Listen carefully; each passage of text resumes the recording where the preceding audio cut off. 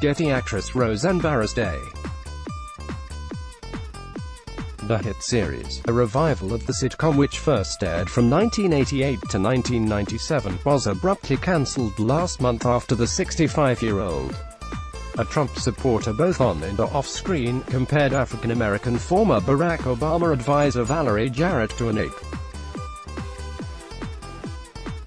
It is not yet known how Roseanne's lead character will be written out, but TV bosses hinted there will be a sudden turn of events. They also assured fans that the woman who originally conceived the show will have no further creative input and will not make a cent from it. The 10-episode spin-off is due to air this autumn in the slot vacated by the sitcom. I regret the circumstances that have caused me to be removed from Roseanne Musbar. A statement issued by producers revealed that Musbar was keen to save the jobs of 200 cast and crew members. She said, "I regret the circumstances that have caused me to be removed from Roseanne," and added, "I wish the best for everyone involved." A joint message from remaining cast members John Goodman, Laurie Metcalf, Sarah Gilbert, Nessie Goranson and Michael Fishman said, "We are happy to have the opportunity to return with the cast and crew to continue to share those stories through love and laughter. Having battled anxiety since she was a teen, Corrie's Kim Marsh has finally learned to overcome her terrifying panic attacks. Although the 42-year-old still suffers from them now and then, she has developed coping techniques. Getty. Kim Marsh attends OK Magazine's 25th anniversary party. "The way I deal with it now, if I ever do feel anxious, which I still do from time to time, is that I just think of it as an old friend," says the former Hearsay singer, who has been playing Michelle Connor on ITV's flagship soap for nearly 14 years now. "I know what's going to happen. I know I'm not going to die," says the mum of four, who finally found emotional stability after seeking help from mental health professionals. "I just know that it's going to come and go, and when you learn to deal with it that way, it becomes manageable." Pink Floyd's former drummer Nick Mason is one of rock and roll's old-timers, having been in the industry for more than half a century. So it's no surprise that the septuagenarian has some top tips for other aging rockers. "I'm going to work on a textbook called Drumming for the Over 70s. Basically what you do is to lower the cymbals so you don't have to reach so far all the time," jokes the 74-year-old. He'll have the chance to demonstrate when he tours the UK this September with his new band Saucerful of Secrets, fronted by Spandau Ballet's Gary Kemp. "The trick is to never play any songs faster than your pulse rate.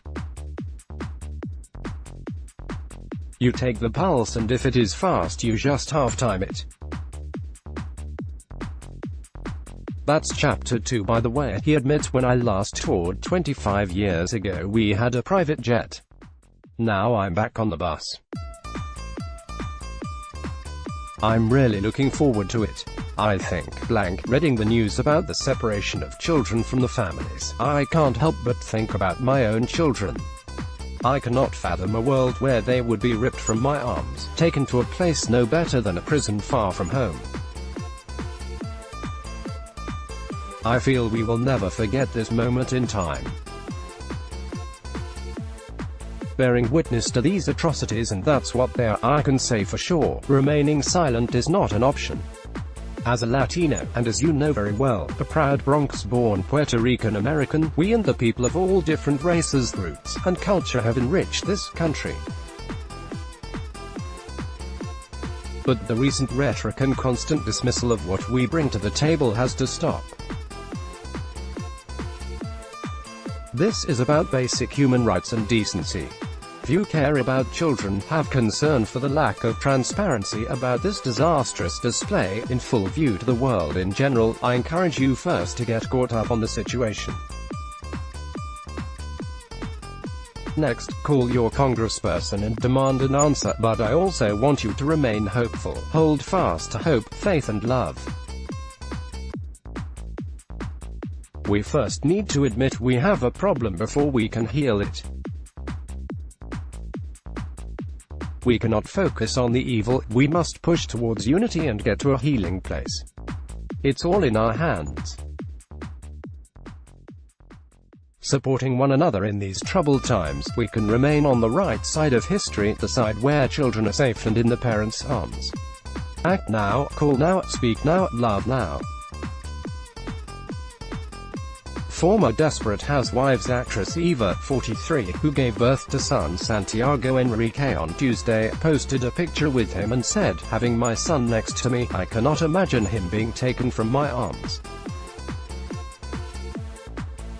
Families belong together." Meanwhile, JLo posted an image of a crying 2-year-old girl being removed from her parents. The 48-year-old mother of twins described herself as a proud Bronx-born Puerto Rican American, and wrote, "I cannot fathom a world where my kids would be ripped from my arms, taken to a place no better than a prison. This is about basic human rights and decency." Trump has since made a U-turn on the cruel practice after international condemnation, but the situation is still chaotic.